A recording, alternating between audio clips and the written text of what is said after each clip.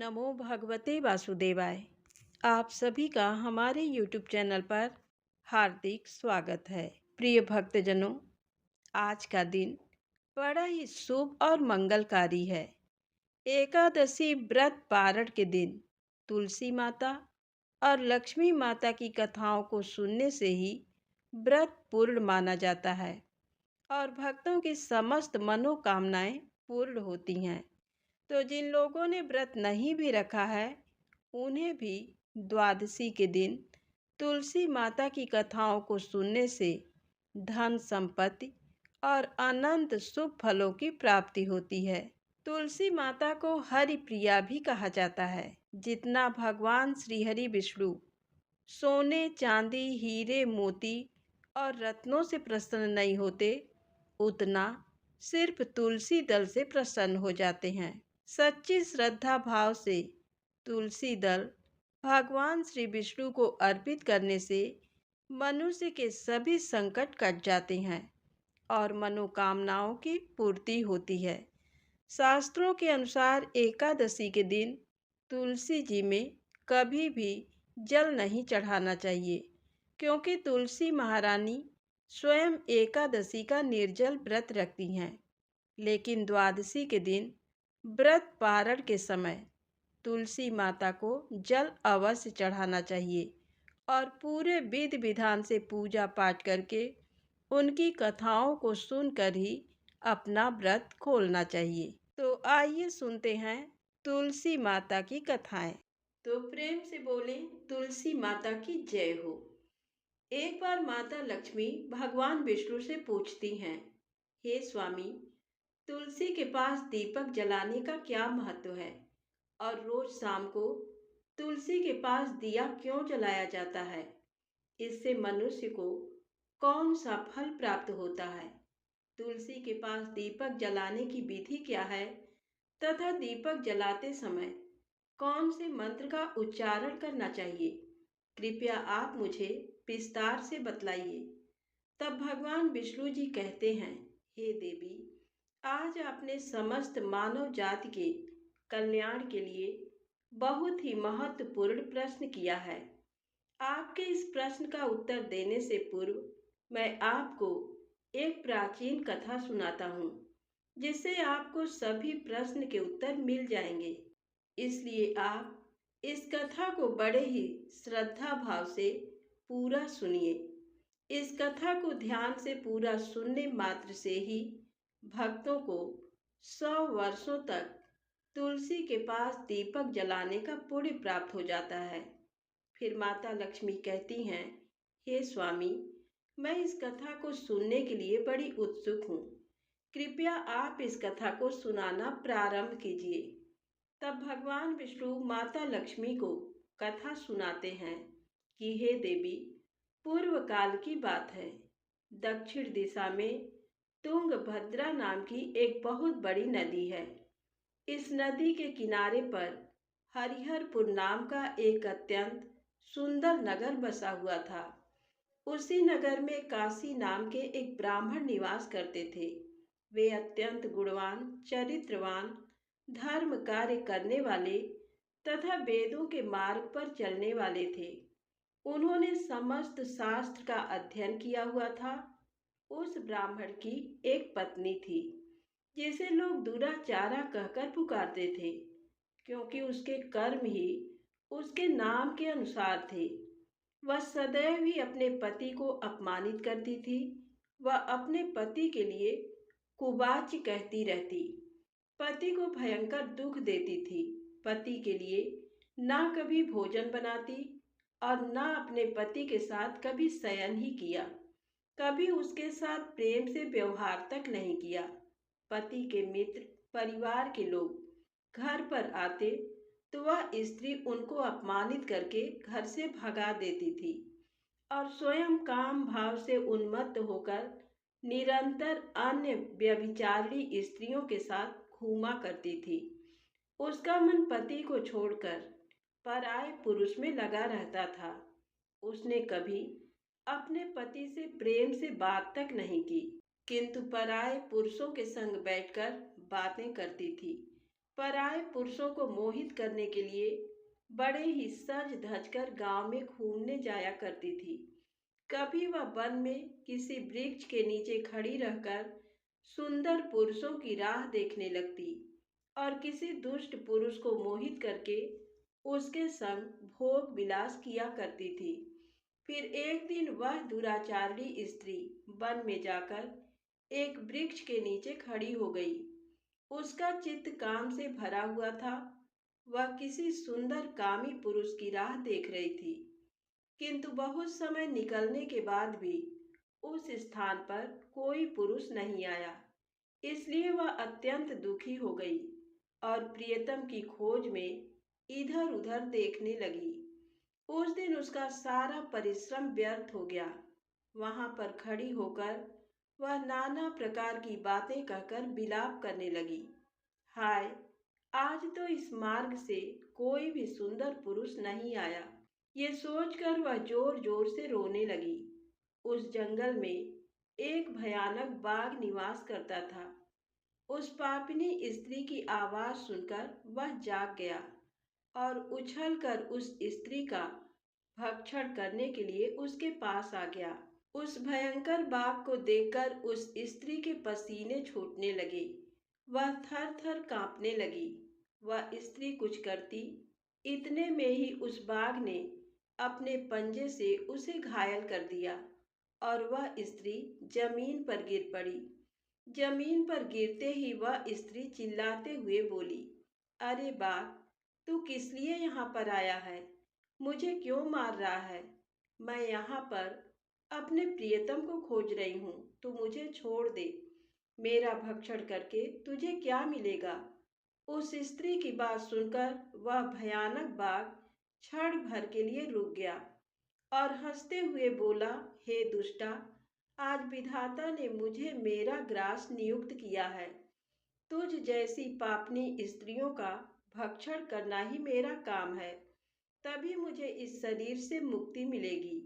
बाघ की बात सुनकर वह स्त्री कहने लगी, हे बाघ, तुम कौन हो?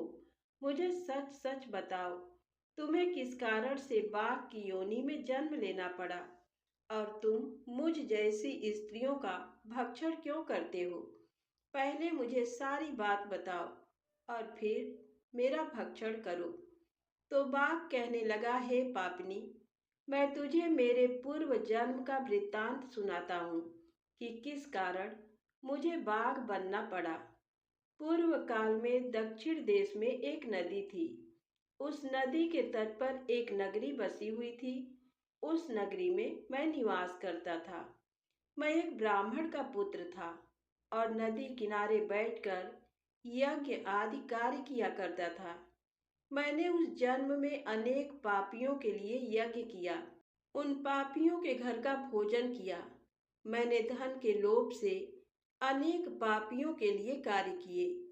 जिन वस्तुओं का दान ब्राह्मण को नहीं लेना चाहिए, उन वस्तुओं का दान मैंने ग्रहण किया और दूसरों से धन लेता था, लेकिन कभी वापस नहीं करता था। इस प्रकार से पाप करते हुए मुझे बहुत साल बीत गए और मैं बूढ़ा हो गया। मेरे बाल दाढ़ी सब सफेद हो गए, आंखें सूज गईं, मुंह के सारे दांत गिर गए, लेकिन फिर भी मेरी दान लेने की आदत नहीं छूटी और मैं पाप करता गया। फिर एक दिन मैं धन के लोभ से नदी किनारे गया और अन्य धूर्त ब्राह्मणों के साथ मिलकर हमने लोगों को ठगा। झूठे मंत्र का कथन बोलकर हमने बिना विधि विधान से किए ही देवी देवताओं का पूजन किया और बहुत सारा धन दान में ले लिया। फिर उसी स्थान पर एक बीमार कुत्ते ने मेरे पैर में काट लिया और मैं मूर्छित होकर गिर पड़ा। उसी क्षण मेरे प्राण भी चले गए। फिर यम के दूत उस स्थान पर प्रकट हुए और मुझे पकड़कर यमपुरी ले गए। वहां पर यमराज ने चित्रगुप्त से मेरे कर्मों का लेखा जोखा निकालने के लिए कहा। फिर चित्रगुप्त कहने लगे, हे धर्मराज, इस ब्राह्मण ने घोर पाप किए हैं। इसने दूसरे से झूठ कहकर धन लूटा है। विधि विधान से पूजा ना करके झूठ मंत्र बोलकर भगवान का अपमान किया है। इसलिए ये पापी ब्राह्मण केवल नरक ही जाने के योग्य है। फिर यमराज ने अपने दूतों को आदेश देकर मुझे नरक की अग्नि में डाल दिया। अनेक वर्षों तक नरक की सजा भोगने के बाद मुझे बाघ का शरीर प्राप्त हुआ और मैं इस दुर्गम वन में निवास करने लगा। मैं अपने पूर्व जन्म के पापों को याद करके कभी भी कोई भी महात्मा पुरुष या फिर साधु संत हो, सती स्त्रियों का मैं भक्षण नहीं करता हूँ। मैं केवल पापी, दुराचारिणी तथा उल्टा स्त्रियों का ही भक्षण करता हूँ, ताकि मुझे पाप से मुक्ति मिल जाए। इस प्रकार से उस बाघ ने अपने पूर्व जन्म का पूरा कथा उस पापनी को सुना दिया और फिर उस स्त्री से कहने लगा, हे पापनी, तेरे आचरण से तू उल्टा दिखाई पड़ती है। अपने पति को छोड़कर तू इस वन में अन्य पुरुष के साथ भोग विलास करने आई है। इसलिए आज तो तू मेरा ग्रास अवश्य बनेगी। इतना कहकर उस बाघ ने अपने तीक्ष्ण नाखून से उस पापिनी स्त्री के टुकड़े टुकड़े करके उसे खा लिया। फिर उस स्थान पर यम के दूत प्रकट हुए और उस पापिनी स्त्री को उठाकर यमपुरी ले गए। वहां पर उसे यमराज के सामने खड़ा किया गया। फिर चित्रगुप्त ने उस स्त्री का लेखा जोखा निकालते हुए यमराज जी से कहने लगे, हे धर्मराज, ये स्त्री तो अत्यंत पापनी है। इसने घोर पाप किए हैं। इसने व्यभिचार किया है। इसने अपने पति की कभी सेवा नहीं की। अपने पति को भूलकर पराये पुरुषों के संग भोग विलास किया करती थी। उसके पाप को सुनकर यमराज जी ने उस स्त्री को अग्नि से भरे हुए कुंडों में डालने का आदेश दिया। अनेक वर्षों तक उसे उस कुंड में पकाया गया। फिर उसे निकालकर दूसरे नरक में डाल दिया गया। इस प्रकार से उसे अनेक वर्षों तक अलग अलग नरकों में डाला गया और नरकों में डालने के बाद वह महापापी स्त्री पुनः पृथ्वी लोक पर आकर चांडाल के रूप में उत्पन्न हुई। चांडाल के घर में जन्म लेकर वह फिर से अनेक पाप करने लगी, व्यभिचार करने लगी, अनेक पापी पुरुषों के संग विहार करने लगी। कुछ समय बाद पूर्व जन्म के पापों के कारण उसे कोढ़ का रोग हो गया और वह भयानक पीड़ा सहन करने लगी। उसका अंग अंग जलने लगा। उसके नेत्रों में पीड़ा होने लगी। इस दुख को सहन करती हुई अपने जीवन को बिता रही थी। फिर एक दिन वह तीर्थ में स्नान करने के उद्देश्य से अनंतपुरा में चली गई। वहां पर वह एक आश्रम के बाहर निवास करने लगी। वहां उस आश्रम में एक तुलसी जी का पौधा था। अन्य स्त्रियों को वहां पर तुलसी जी के पास दीपक जलाते हुए देखकर उस महापापी स्त्री ने भी वही किया। उसने तुलसी जी के पौधे के पास जाकर एक घी का दीपक जला दिया। फिर उसी रात हृदयघात से उसकी मृत्यु हो गई और यमराज के दूत उसे लेने के लिए आ गए। जैसे ही यम के दूत उस पापी स्त्री को पास में बांध कर ले जाने लगे, वैसे ही भगवान विष्णु के दो पार्षद उस स्थान पर प्रकट हुए और उन्होंने उन दोनों को रोक लिया और कहने लगे, हे दूतों, इस स्त्री को तुम छोड़ दो। ये नरक जाने के योग्य नहीं है। तुम किसके आदेश से ऐसा अधर्म कर रहे हो? फिर यम के दूत कहने लगे, हे पार्षदों, हम यमराज के आदेश से इस पापी स्त्री को उठाकर ले जा रहे हैं, किंतु आप हमें किस कारण से रोक रहे हैं? ये स्त्री अत्यंत पापी है, महापापी है। इसने बहुत घोर पाप किए हैं। इसे नरक में जाने की आज्ञा मिली है। फिर पार्षद कहने लगे, हे दूतों, ये स्त्री तो विष्णु भगवान की भक्त है। ये नरक जाने के योग्य नहीं है। इसने शाम के समय तुलसी जी के पास दीपक जलाया है। इसी कारण से इसके समस्त पाप नष्ट हो गए हैं, इसलिए अब ये नरक जाने के योग्य नहीं है। ये स्वर्ग जाने की अधिकारी बन चुकी है। पार्षदों की बात सुनकर यमदूतों ने उस स्त्री को उस स्थान पर छोड़ दिया और यमलोक लौट गए। वहां जाकर उन्होंने यमराज को सारा वृत्तांत सुना दिया। फिर भगवान विष्णु के पार्षद उस स्त्री को दिव्य विमान पर बैठाकर स्वर्ग ले गए। भगवान विष्णु कहते हैं, हे देवी, इस प्रकार से तुलसी के पास दीपक जलाने मात्र से ही मनुष्य के सभी पाप नष्ट हो जाते हैं, सभी संकट कट जाते हैं। जो स्त्री नित्य शाम को तुलसी जी के पास दीपक जलाती है, वह सौभाग्यशाली बन जाती है। उसके पूर्व जन्मों के सभी पाप नष्ट हो जाते हैं। उसे सुख समृद्धि की प्राप्ति होती है। रोज तुलसी के पास दीपक जलाते समय इस मंत्र का उच्चारण करना चाहिए। ओम तुलसी देव्यै च विद्महे विष्णु प्रियाय च धीमहि तन्नो वृंदा प्रचोदयात्। इसका अर्थ है, विष्णु प्रिया तुलसी, मैं आपको नमन करती हूँ। आप मुझे उच्च बुद्धि दीजिए। हे वृंदा, आप मेरे मन को रोशन करें।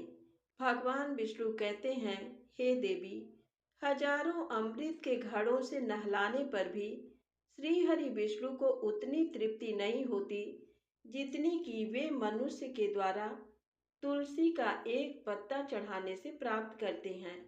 10,000 गौदान से मानव जो फल प्राप्त करता है, वही फल तुलसी पत्र के दान से पा लेता है। जो मृत्यु के समय अपने मुख में तुलसी पत्र का जल पा जाता है, वह संपूर्ण पापों से मुक्त होकर भगवान श्री हरि विष्णु के धाम को जाता है। हिंदू धर्म में तुलसी के पौधे का महत्व सबसे अधिक है। इसकी सबसे पहले पूजा भगवान विष्णु ने की थी। भगवान विष्णु कहते हैं, जिस प्रकार से देवी लक्ष्मी से बैकुंठ को ऐश्वर्य प्राप्त होता है, उसी प्रकार से बैकुंठ में तुलसी के कारण ही पवित्रता प्राप्त है। पृथ्वी लोक पर जिस स्थान पर भी तुलसी का पौधा होगा, उस स्थान पर कभी बुराई का वास नहीं होगा। ऐसा स्थान सबसे अधिक पवित्र होगा। इसी कारण से हमें हमारे घर में तुलसी का पौधा अवश्य लगाना चाहिए। तो इस प्रकार से भगवान विष्णु ने तुलसी के पास दिया जलाने का महत्व, महिमा बताई। तो प्रेम से बोलें, तुलसी माता की जय हो।